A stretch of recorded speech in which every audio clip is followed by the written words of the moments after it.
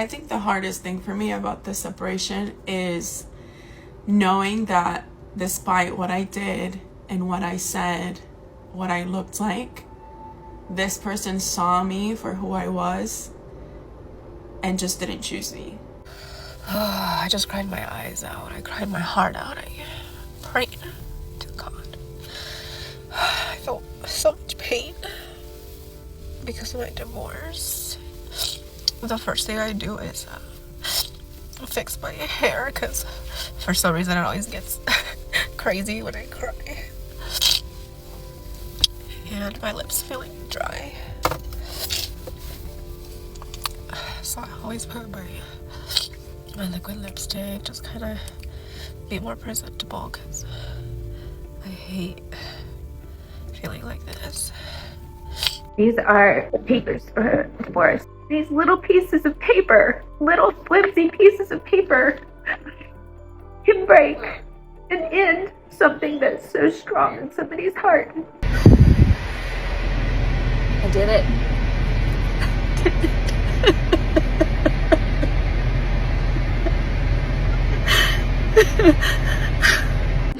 It's Coronation Day. Gentlemen, that clip you just watched, that's how it starts. That forced sense of fulfillment these women get the moment they blow up their marriages. That grin is the diploma. What we're about to watch today is the career that follows. Today's woman spent 8 years married, filed for divorce, documented every single moment on camera because nothing says I'm healing like making sure everyone is watching while you do it. She expected him to fold. She expected the call, the apology, the man showing up at the door promising he'd change, he'd communicate, he'd lose his anger. Everything she scripted in her head at 2 a.m. while the papers were already in the court system. He didn't call. What followed was 6 videos, her words, her camera, her tears. She handed us the case file herself, boys. Let's read it back to her. So, here's this. These are papers for divorce. And it's very sad. I don't understand how 8 years of trying my best to love somebody and fight for them and put up with so much abuse can just be wiped out with little papers. It's not easy.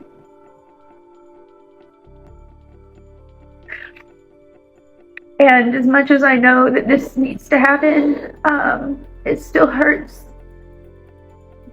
Because I never wanted this. I actually did love him. And I know how can you love somebody that does those things to you? I don't know. I don't know why. Maybe I see brokenness in people, and I know that we can all be better people and heal if we want to. I'm sad because this is the dreams that I had for us as a family and as husband and wife, and these little pieces of paper, little flimsy pieces of paper, can break and end something that's so strong in somebody's heart. And it's hard. I'll get through, but I'm sharing my journey with you guys, every part of it. Just so you know that you're not alone, and you guys make me feel not alone. So, here goes. Little flimsy pieces of paper.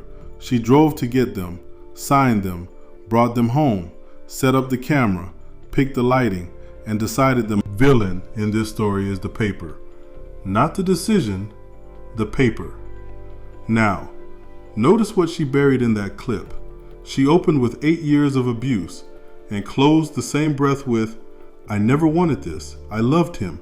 Maybe I just see brokenness in people. That is not a woman escaping. That is a woman preloading the excuse before the consequences arrive.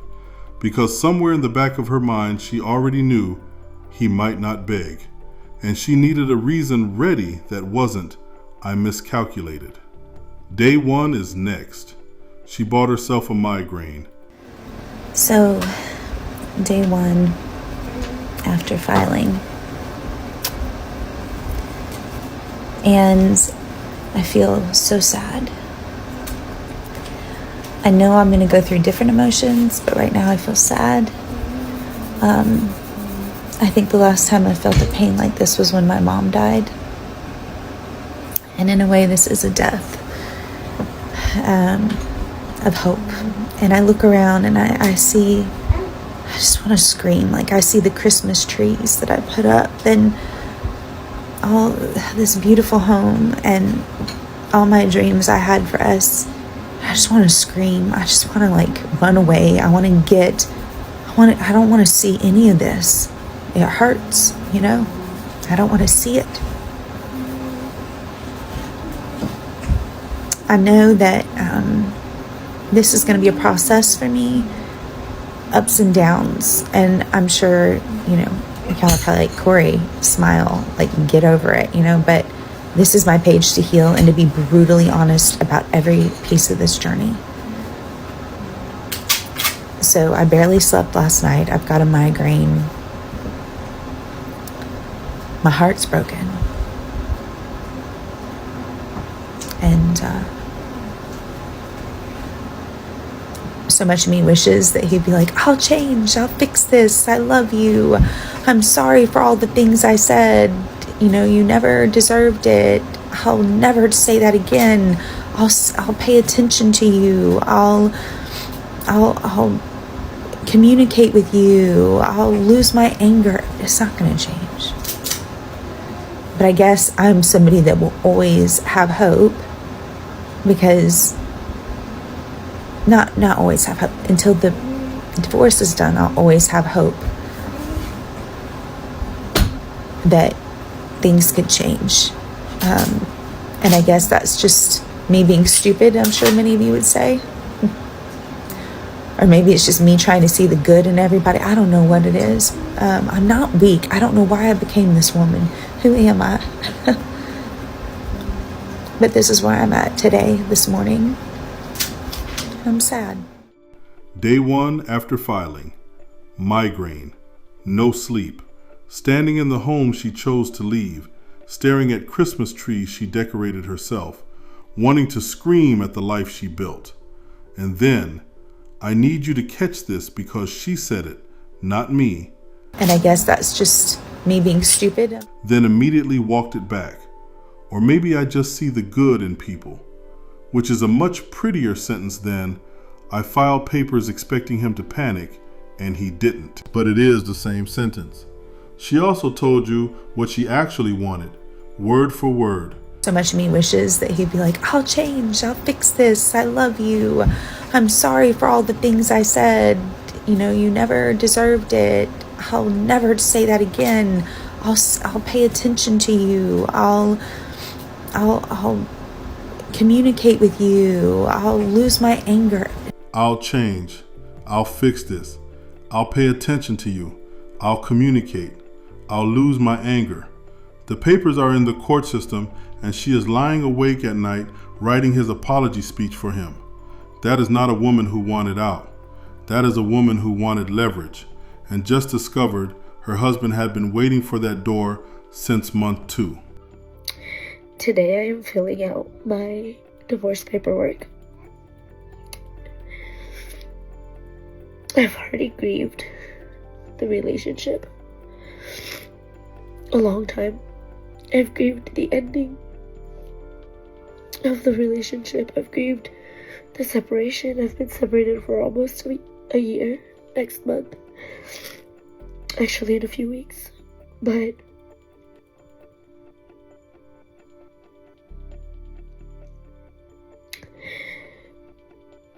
I still can't help but feel like a failure. I know I did everything that I could have in my marriage to save it, and I don't miss the marriage. I don't want to be back in the marriage at all.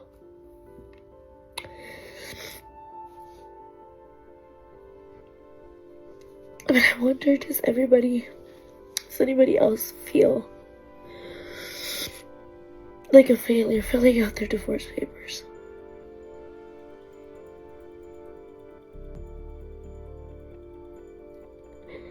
Cause damn, when I got married, I didn't picture any of this. I didn't even want to get married. Different woman, different marriage. Same crash landing. But hold on, that last line, almost threw it away. I didn't even want to get married, so she didn't want it. Got it. And now feels like a failure because it ended. Nobody forced the dress on. Nobody forged the signature. The decision was hers. The ceremony was hers. And the paperwork closing the chapter she never wanted, that's what makes her feel like a failure. The pattern across every single one of these women is not bad men. It is choices made freely, publicly celebrated, and privately regretted the moment the other person stops caring enough to fight back. Hold that, because the next clip is the one she probably wishes she never filmed. So I saw a comment, I deleted it, but I need to respond to it. Someone asked to hear my husband's side. So let me tell you, my husband's side. Well, he loved me and gave me everything he had, and did everything in the world for me. And you know what? I have to tell you though, actually, to his credit, he did do so much for me. Except show me love and respect and attention and hold me and kiss me and look at me and communicate with me and try to have conflict resolution ever. He did everything in the world that money could do or he could physically do, but emotionally, he's been gone since month 2, and I happen to be pregnant. So there's that. And that's very typical of the personality type I'm dealing with. There you have it. Nobody asked her to do that. Someone left a comment, she deleted it, then made a whole video to address it anyway, and in the process, volunteered the most complete defense of her husband that any man could ask for. He loved her, gave everything he had, did everything money could do, everything physically possible. Month 2. He was emotionally gone since month 2, and she was pregnant. She stayed for 8 more years, filed only when the leverage felt ready. If a man provides everything, shows up every day, builds the home, funds the life, fathers the child, and somewhere in the first year, something in him quietly switches off, whose job is it to say something first? And does the answer to that question change anything about what she just filed? I'm not giving you the answer. You already have it. I just want you to feel the weight of it, because what she says next will tell you exactly what she actually wanted from that marriage. Okay, so I've got a business idea. We need to come up with a robot boyfriend or girlfriend, partner, whatever, for people that are going through a divorce. That way, you don't feel super lonely, and you can or is there like a service of men or women, but for me it'd be man, that I could buy to just give me compliments all day and tell me he loves me and everything's gonna be okay, and call me and check on me and just build me the hell up. And because I don't actually want someone, I just want some affirmation right now. So we need to create a service like this. I'm taking applicants right now. A big man, to give her compliments all day. Tell her he loves me. Call her, check on her, build her the hell up. She posted that job listing on the internet. After 8 years of marriage, and I need you to compare that job description to the crimes she listed against her husband. Hold me, kiss me, look at me, communicate with me, give me attention, love me. The robot ad and the divorce filing are the same document. She did not leave a bad marriage. She left a man who stopped performing the validation routine on schedule, and she needs someone or something running that routine on a 24-hour loop.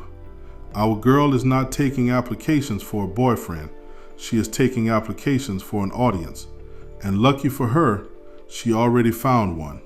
6 videos worth. I just cried my eyes out. I cried my heart out. I prayed to God. I felt so much pain because of my divorce. And I have to pick myself up. So that's always a challenge. But the first thing I do is fix my hair, because for some reason it always gets crazy when I cry. And my lips feeling dry. So I always put my liquid lipstick, just kind of be more presentable, because I hate feeling like this. But I just felt like crying, so I did, and I just need to feel better because I don't want to stay in that really low state.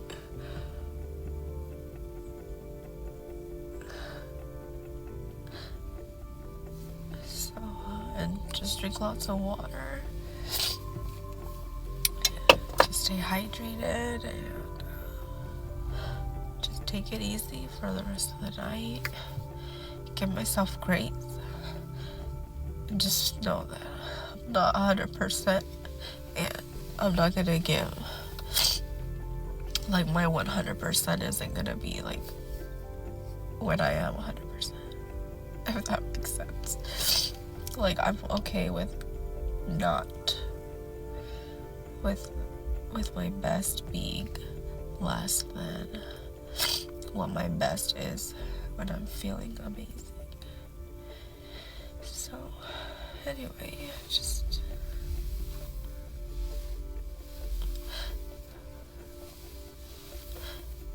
be gentle with myself today.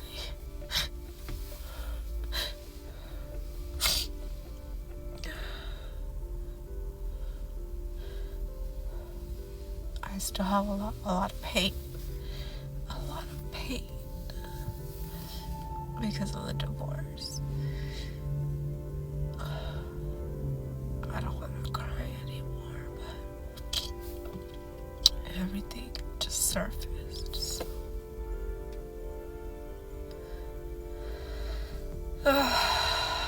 It's crazy. If you're going through this, I'm so sorry. It sucks. We are strong, though. We are so strong. And we're gonna get through this. We're gonna get through this. You're gonna get through this, girl. Different woman, different car, but I want you to clock something. She said, always. The first. Things she always does. Her hair always gets crazy when she cries. Her lips always get dry. This woman has cried in this car so many times, she developed a full post-breakdown maintenance protocol. Cry, pray, fix hair, apply liquid lipstick, return to presentable. I'm not laughing at the pain. The pain is real. I'm laughing at the production of the pain, because there is always a camera on, and somehow grief photographs slightly better with a fresh coat of liquid lipstick. Go back to our main woman. 6 videos, every tear logged, every migraine reported, every Christmas tree cataloged for the audience. The camera is not a healing tool, boys. The camera is the product, and they are the ones selling it. Hey y'all, it's Corey, and I'm finally ready.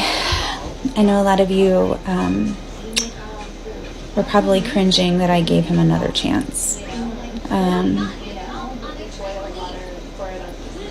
I spent the past year with the divorce filed, sitting in the court, and doing all the things on all the lists that he said I should do. And what I learned is that didn't stop the abuse.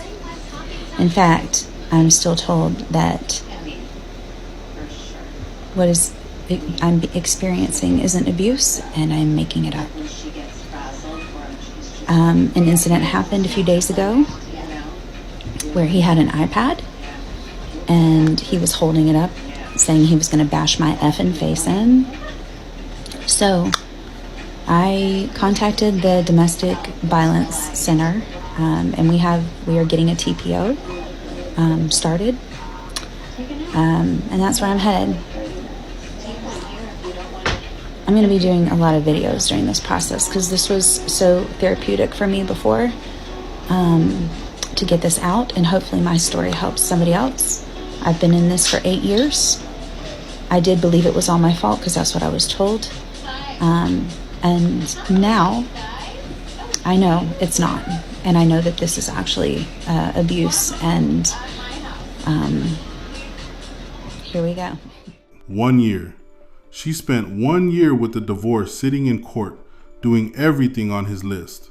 Every condition he laid out, she followed it. Now I want to be very precise here, because that year is the most revealing chapter of this entire story, and most people blow past it in one sentence.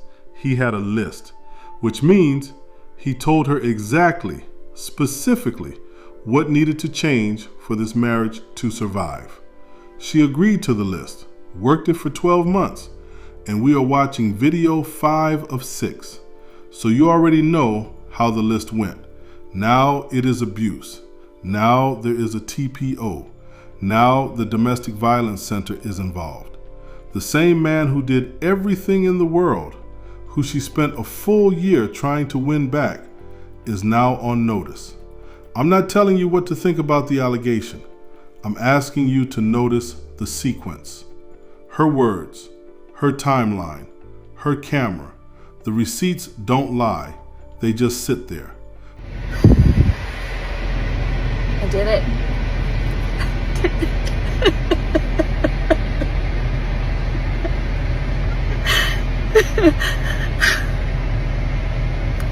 I didn't even get to tell everything. But I did it. I stood up for myself. I told the truth. Only a little bit of what's going on, and I'm sure I won't get a 12-month one, but I stood up for myself. I stood up for my daughter. And he can never hurt me again. Because now he's on notice.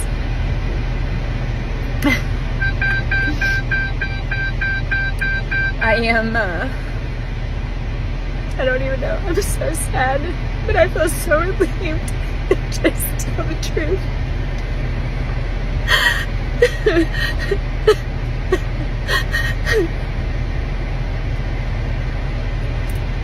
It was humiliating. She spent a full year doing everything on his list, every condition he set for reconciliation, and he still walked away at the end of it. So here is what the comment section needs to settle. Was he stringing her along the whole time just to buy himself an exit? Or did she spend that year doing the list wrong? Both answers are valid. Neither one. Makes her look good. Some men don't argue. They don't beg. They don't explain. They just leave quietly, completely, and they let the footage speak for itself, which is exactly what we just did. Told you, stay sharp.